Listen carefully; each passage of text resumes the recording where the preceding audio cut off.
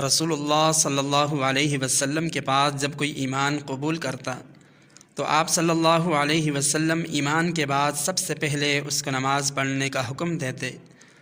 اور سب سے پہلے اس کو نماز سکھاتے، یا صحابہ کرام سے فرماتے کہ اپنے بھائی کو نماز سکھا دو۔ قیامت کے دن سب سے پہلے نماز کا سوال اور نماز کا حساب و کتاب ہوگا۔ چنانچہ ایک حدیث میں ہے، حضرت تمیم داری رضی اللہ تعالی عنہ سے روایت ہے، نبی پاک صلی اللہ علیہ وسلم نے ارشاد فرمایا، سب سے پہلی چیز جس کا حساب و کتاب بندے سے قیامت کے دن لیا جائے گا وہ اس کی نماز ہے، اور فرمایا جو نماز کے حساب و کتاب میں پاس ہو گیا وہ باقی اعمال کے حساب و کتاب میں بھی پاس ہو جائے گا،